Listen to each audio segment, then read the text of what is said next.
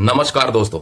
One rank one pension 2 का arrear gallantry award winners और family pensioner का जैसा कि सुप्रीम कोर्ट का आदेश था 30 तारीख तक आना था, लेकिन कुछ लोगों का नहीं आया है। अब सबका आया है कि नहीं आया है इसके ऊपर कोई टिप्पणी नहीं की जा रही, लेकिन जिनका नहीं आया है वो पहले तो पता कर लें कि वो इस चीज के लिए एलिजिबल थे या नहीं थे। अगर एलिजिबल थे तो वो पीसीडीए प्रयागराज में चिट्ठी लिख करके पता करें कि आखिर उनका वन रैंक वन पेंशन 2 का एरियर क्यों नहीं आया। दूसरी बात दोस्तों, ओआरओपी 2 की जो विसंगतियां हैं उसको लेकर के अब आंदोलन और बड़ा हो गया है। भूतपूर्व सैनिकों ने अपने अपने इलाकों में सांसदों का घेराव करना शुरू कर दिया है और ज्ञापन सौंपना शुरू कर दिया है। खबरें ये भी आ रही हैं कि कई जगह पर सांसदों ने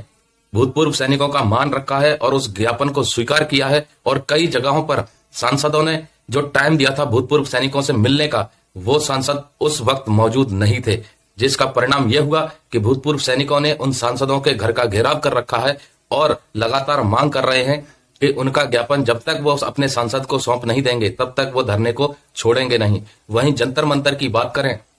तो भूतपूर्व सैनिकों का जिस तरीके से धरना प्रदर्शन चल रहा है, वो धरना प्रदर्शन से सरकार की नींद भी अभी टूटी नहीं है और किसी प्रकार का कोई ऑफिशियल अनाउंसमेंट सरकार ने नहीं किया है। तो क्या ये मान लिया जाए कि सरकार अब वन रैंक वन पेंशन 2 की विसंगतियों को भूल चुकी है और कर्नाटक का चुनाव किस तरीके से जीतना है उसके ऊपर पूरा ध्यान केंद्रित कर चुकी है? तो क्या सिर्फ कर्नाटक का चुनाव देश की सरकार के लिए इंपॉर्टेंट है? 52 लाख भूतपूर्व सैनिकों के लिए जो ओआरओपी 2 की विसंगतियां हैं वो इंपॉर्टेंट नहीं है? तो क्या सरकार सिर्फ ये सोच रही है कि ये 52 लाख ही हैं? तो शायद ये गलत हो सकता है, क्योंकि उन 52 लाख लोगों के जो परिवारजन हैं, अगर उनका आंकड़ा ले लिया जाए तो लगभग ये 2 से 4 करोड़ के बीच में बैठेंगे, और जो कि बहुत बड़ा वोट बैंक है, जो 2024 में कहीं ना कहीं सरकार को एक करारी हार का कारण भी बना सकता है। सरकार को यह सोचना चाहिए कि ओआरओपी 2 की जो विसंगतियों की मांग जो भूतपूर्व सैनिक कर रहे हैं उसको हल्के में ना ले, क्योंकि जिस तरीके से बीजेपी की छवि लगातार गिरती जा रही है, क्योंकि कर्नाटक में बीजेपी के सांसद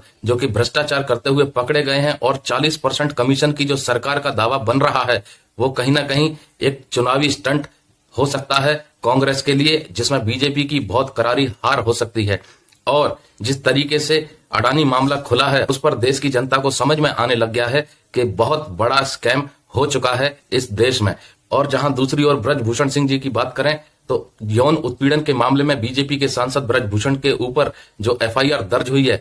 उससे पूरी तरह से भारतीय जनता पार्टी की छवि को एक करारा धक्का लगा है। तो ओआरओपी 2 की विसंगतियां उसके ऊपर नहले पे दहले का काम करेगी, क्योंकि सरकार इसको बहुत हल्के में लेने का काम कर रही है। तो 2024 का इंतजार भूतपूर्व सैनिक, कर्मचारी यूनियन और देश के तमाम करोड़ों कर्मचारी कर रहे हैं। सरकार को यह सोचना चाहिए, क्योंकि मुद्दे कोई छोटे मोटे नहीं हैं, मुद्दे बहुत सारे हैं जिसमें केंद्रीय कर्मचारी और पेंशन भोगियों को खासा नुकसान हुआ है। चाहे वो आप 18 महीने का डीए का एरियर ले लो, या फिर ओआरओपी 2 की विसंगतियों को लेकर के ले लो, या फिर न्यू पेंशन स्कीम को लेकर के ले लो। अब देश की जनता को समझ में आने लग गया है कि जिस तरीके का दावा करके सरकार सत्ता में आई थी उस तरीके का काम देश की जनता के लिए सरकार ने नहीं किया है। तो कहीं ना कहीं ये मान सकते हैं 2024 में पलड़ा कांग्रेस का भारी पड़ सकता है, क्योंकि देश की जनता कहीं ना कहीं अब कांग्रेस के साथ जुड़ रही है। जय हिंद, जय भारत दोस्तों।